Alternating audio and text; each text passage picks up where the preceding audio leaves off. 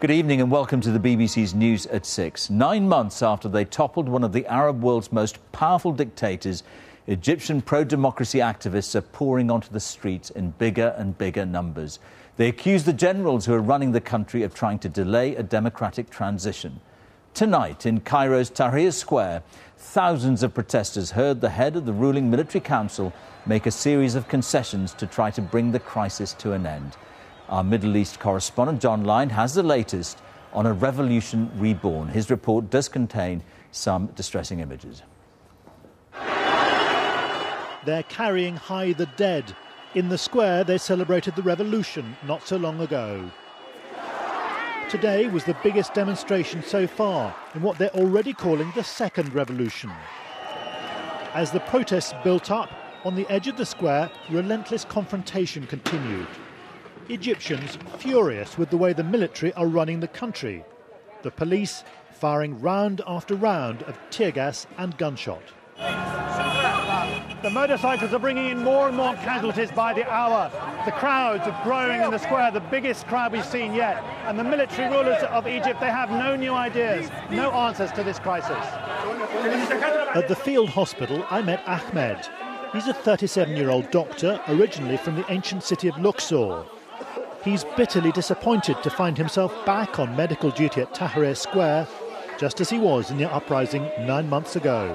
I thought everything is beautiful and our country is headed for democracy and everything will be fine. I never expected that we will stay all this time without change. I didn't see any new thing. Everything is the same. We have the same, almost the same regime. I lost hope, actually. I lose hope now, and I am actually very, very disappointed. Finally, after days of silence, the Prime Minister emerged to make a desperate appeal. I beg you, put your country first, he said. Please go back home and let things calm down.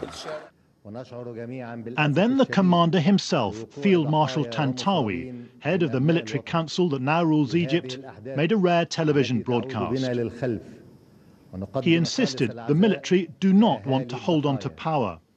Parliamentary elections will go ahead next week as planned, and presidential elections by the middle of next year.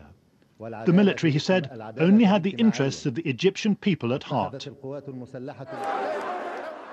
So, driven by the huge demonstrations, late in the day the army have finally started making concessions. But will it be enough? These protesters want an end to military rule right now, and there's no sign they're about to go away. John Lyne, BBC News, Tahrir Square, Cairo.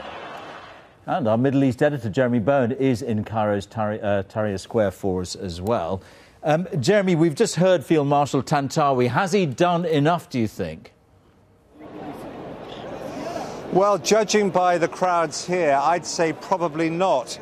The thing is that behind me, the blue lights have been moving back and forth through the crowd. Those are ambulances ferrying wounded back and forth from the hospital, taking them from the line of places where they're having clashes with Interior Ministry police.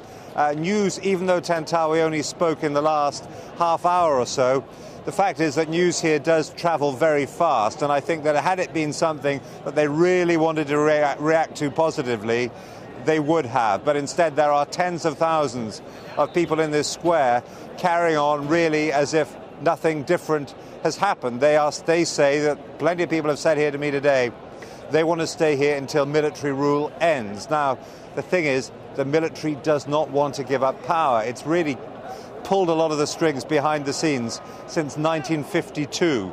They control 40% of the economy. There's a lot for them at stake, and it's not something they want to give in lightly. So this is not the end of it, I would say. All right, Jeremy, thank you.